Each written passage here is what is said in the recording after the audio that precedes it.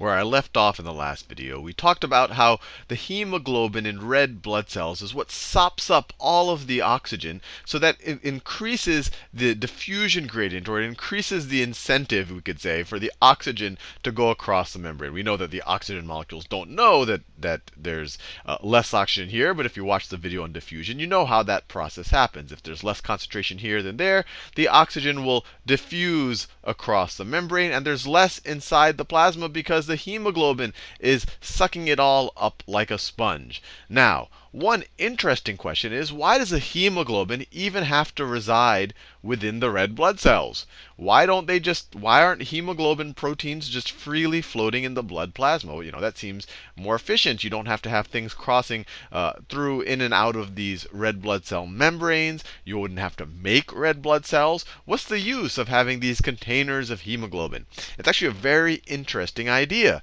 If you had all of the hemoglobin sitting in your blood plasma, it would actually hurt the flow of the blood. The blood would become more viscous or more thick. It would become, I don't want to say like syrup, but it would become thicker than blood is right now. And by packaging the hemoglobin inside these containers, inside the red blood cells, what it allows the blood to do is flow a lot better. Imagine if you wanted to put syrup in water. If you just put syrup straight into water, what's going to happen? The water is going to become a little syrupy, a little bit more viscous, and not flow as well. So what's the solution if you wanted to transport syrup in water?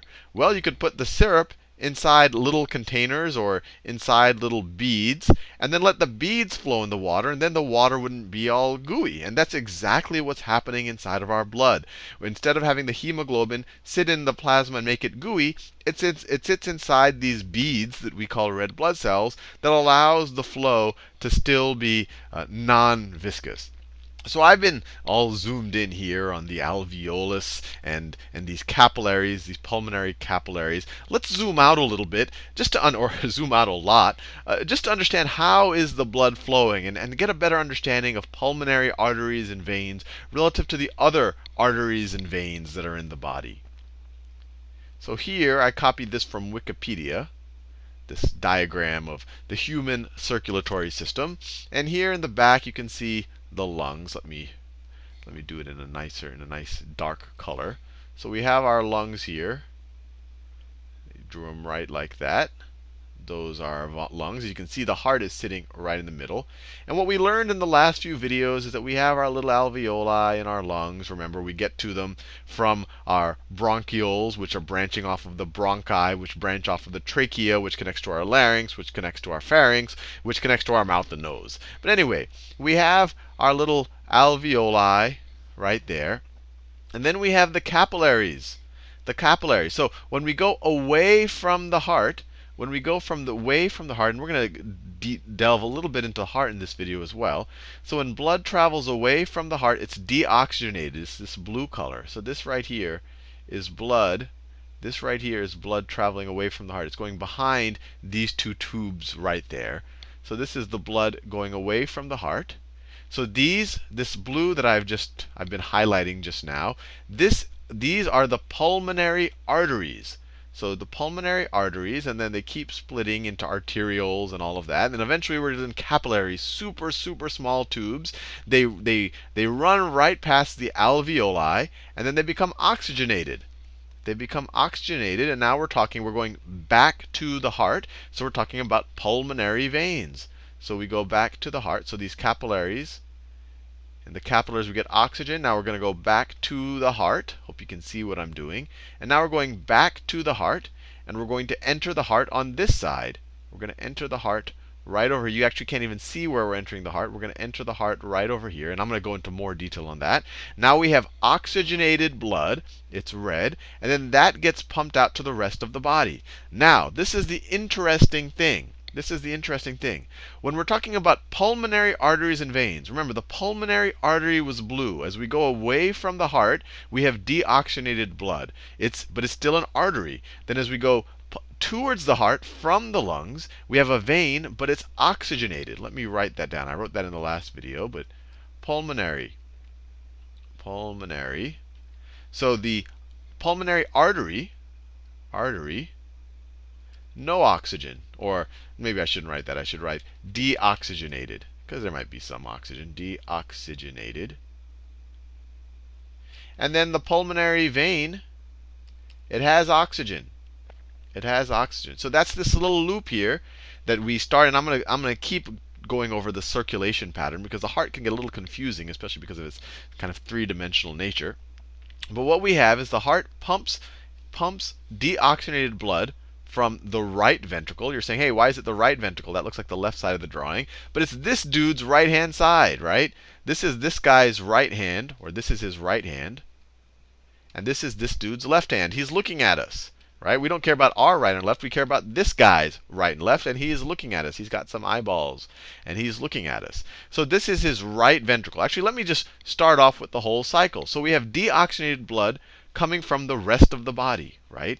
This is deoxygenated blood coming from the rest of the body right here. This is actually the name for this big pipe. It's called the inferior vena cava. Inferior because coming up below. Actually, you have blood coming up from the arms and the head up here. They're both meeting right here, right here. They meet here in the right atrium. Let me label that. And I'm gonna do a big diagram of the heart in a second. So it's the right atrium. And why are they deoxygenated? Because this is blood returning from, our legs if we're running, or returning from our brain, which needed that had to use respiration, or maybe we're working out and it's returning from our biceps. But it's deoxygenated blood. It shows up right here in the right atrium. It's on our left, but this guy's right-hand side. From the right atrium, it gets pumped into the right ventricle. It gets pumped into, or it actually passively flows into the right ventricle. The ventricles do all the pumping. Then the ventricle contracts and pumps this blood right here. And you don't see it, but it's going behind this part right here. It goes from here through this pipe. So you don't see it. I'm going to do a detailed diagram in a second. Into the pulmonary artery. We're going away from the heart. This was a vein, right? This is a vein going to the heart. This is a vein. Inferior vena cava, vein. This is superior vena cava. These are veins. They're deoxygenated. Then I'm pumping this deoxygenated blood away from the heart to the lungs. Now this deoxygenated blood, this is in an artery, right? This is a pulmonary artery. Then it gets oxygenated. Now it's a pulmonary vein. And once it's oxygenated, it shows up here in the left. Let me do a better color than that. It shows up right here in the left atrium. Atrium, you can imagine, it's kind of a room with a skylight, or that's open to the outside. And in both of these cases, things are entering from above. Not sunlight, but blood is entering from above. And on the right atrium, the blood is entering from above. And in the left atrium, the blood is entering, and remember, the left atrium is on the right-hand side from our point of view. On the left atrium, the blood is entering from above, from the lungs, from the pulmonary veins. Veins go to the heart. Then it goes into, and I'll go into more detail, into the left ventricle. And then the left ventricle pumps that oxygenated blood to the rest of the body. To the rest of the body via the non-pulmonary arteries. So it pumps out.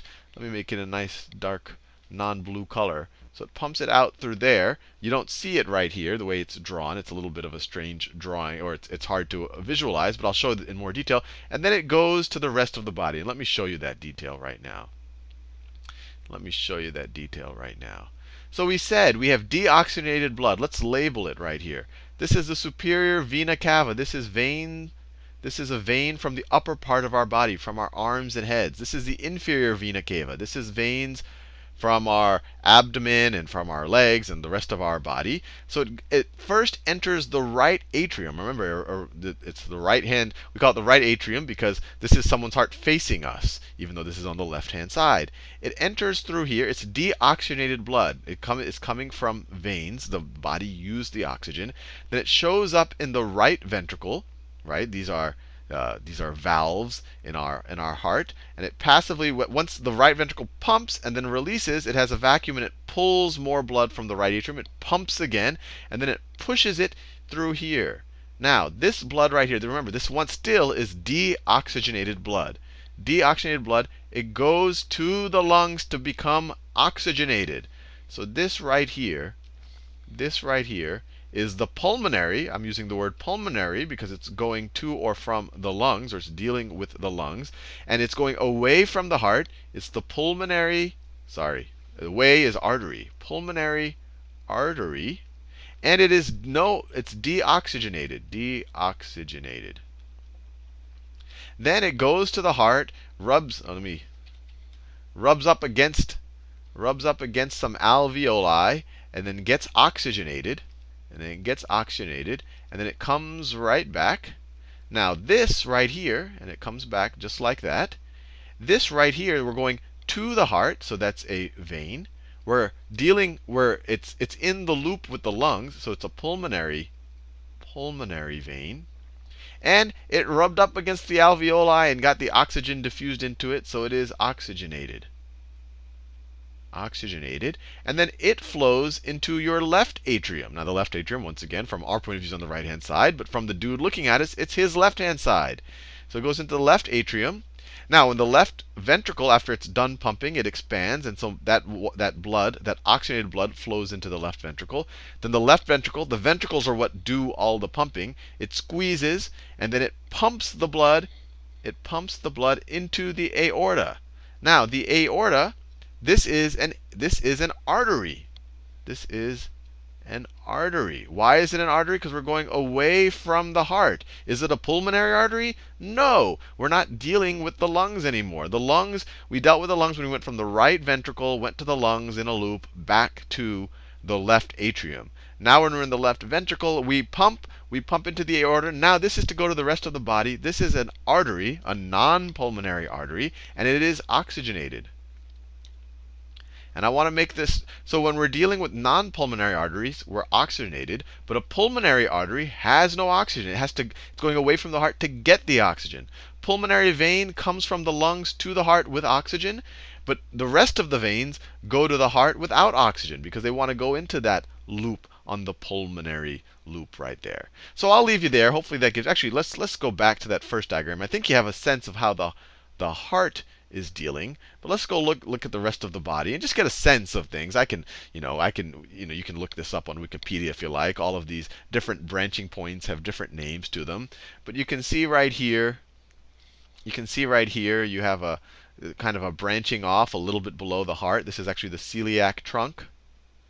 Celiac trunk. Celiac, if I remember correctly, kind of refers to an abdomen. So this blood, the blood that your hepatic artery, hepatic deals with the liver. Your hepatic artery branches off of this to get blood flow to the liver. It also gives blood flow to your stomach. So it's very important in digestion and all of that. And then let's say this is the hepatic trunk. Your liver is sitting like that. Hepatic trunk.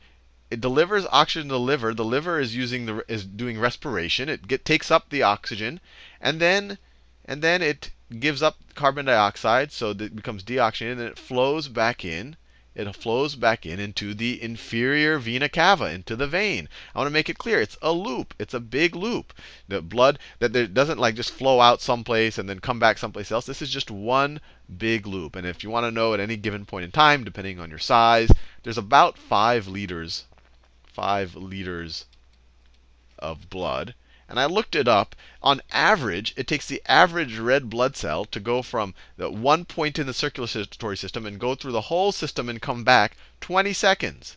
But that's an average, because you can imagine there might be some red blood cells that get stuck someplace and take a little bit more time, and some go through the completely perfect route. Actually, the 20 seconds might be closer to the perfect route. I've never timed it myself. But it's an interesting thing to look at and to think about what's connected to what. That you have these arteries up here that they first branch off. The arteries up here into from the aorta into the head and the neck and the arm arteries, and then later they go down and then they flow blood to the rest of to the rest of the body. So anyway, this is a pretty interesting idea. In the next video, what I want to do is talk about how does the hemoglobin know? How does it know when to dump the oxygen, or even better, where to dump the oxygen? Because maybe I'm running, so I need a lot of oxygen in the capillaries around my thigh muscles. I don't need them necessarily in my hands. How does the body optimize where the oxygen is actually delivered? It's actually fascinating.